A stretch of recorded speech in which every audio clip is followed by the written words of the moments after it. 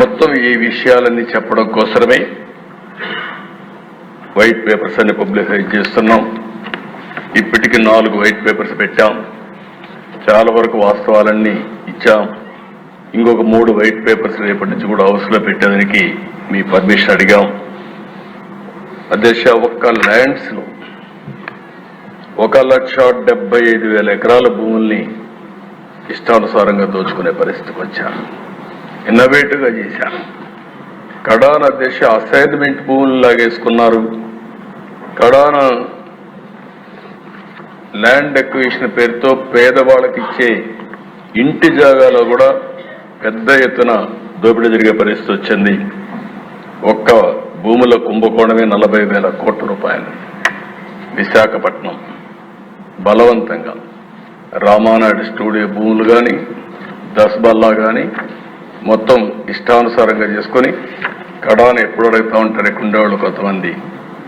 ఏదైతే ఋషికొండ ప్యాలెస్ ఏం చేయాలని ఒక వ్యక్తికి ఉండే అహంభావం 500 కోట్ల రూపాయలు ఖర్చు పెట్టి కొండంతా కొట్టేసి, ఒకప్పుడు ఋషికొండ అంటే మనకు ఒక హిస్టారికల్ ఇంపార్టెన్స్ ఉండే ప్లేస్ని అలాంటి దాన్ని కొట్టేసి అక్కడ ప్యాలెస్ కట్టుకున్నాడు.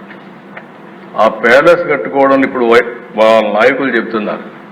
ఎందుకు కట్టారంటే ప్రధానమంత్రి ప్రెసిడెంట్ ఆఫ్ ఇండియా వస్తారంట, వాళ్ళ కోసం నేను ప్యాలెస్ కట్టాడంట. అంటే ఇంకా మనం అందరం నమ్మాలి అధ్యక్ష. అంటే ఈ రాష్ట్రంలో ఎక్కడికి పోతుందో నాకైతే అర్థం కావడం లేదు. శాశ్వతంగా కొంతమంది నాకు వచ్చి చెప్పారు, ఓసారి ఒక్కొక్క వ్యక్తి ఏ విధంగా తలుస్తారు, భగవంతుడు ఏ విధంగా నిర్ణయిస్తాడు అనేది ఇది ఒక ఉదాహరణ అధ్యక్ష.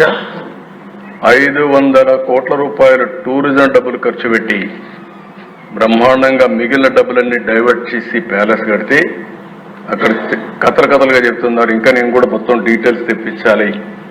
ముందు ప్రాధాన్యత క్రమంలో మిగిలిన పనులన్నీ చేస్తున్నాం. ఆ డబ్బులు ఆ ముందే అందరూ ఒకసారి ఎమ్మెల్యేలు అందరిని తీసుకెళ్ళాలి. ఒకసారి హౌస్ కమిటీ అంతా ఈ అసెంబ్లీ అయినాక అందరం వెళదాం.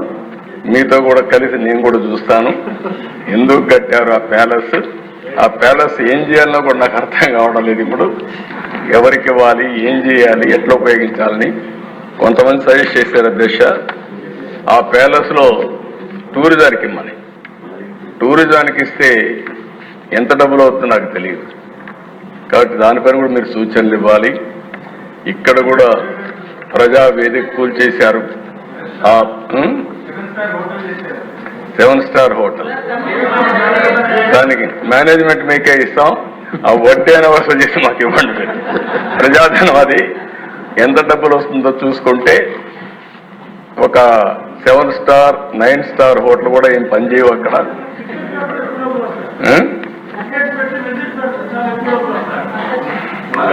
ఆ ఓనర్షిప్ మీకే ఇస్తాం, చేసి మాకు వసూలు చేసి ఇవ్వండి. కనీసం దాని మీద పెట్టుబడి అంటే పలక్నమా ప్యాలెస్ కరెక్ట్. పలక్నమా ప్యాలెస్ కూడా కొన్ని రోజులు పెట్టారు, తర్వాత టాటా తీసుకున్నారు. ఎందుకంటే ఓల్డ్ ప్యాలెస్ కాబట్టి. ఏదేమైనా అది కూడా నేనే అప్పట్లో దోహదం చేశాం, ప్రజలకు ఉపయోగపడుతుందని. మీరు కూడా ఆలోచించండి. 2 విషయాలు నాకు సజెషన్స్ ఇచ్చారు. ప్రజావేదిక కూల్చారు, అక్కడ డెబ్రిస్ కూడా తీయలేదు. అందరూ చెప్పింది నేను తీయద్దండి, ఇక్కడి నుంచే అమరావతి కక్షగా అభివృద్ధి చేయడానికి ముందుకు పోదాం, ఇది ఇట్లే ఉండాలని చెప్పారు. తప్పకుండా దక్షిణ పెట్టడానికి ప్రయత్నం చేస్తాం. ఇది కూడా ఋషికొండ మీద ఉండే ప్యాలెస్ని ఏం చేయాలో మీరు కూడా ఆలోచించండి. దాన్ని కూడా శాశ్వతంగా మనం ఏం చేయాలో ప్రజలకు కూడా పెట్టే పరిస్థితిని చేద్దాం.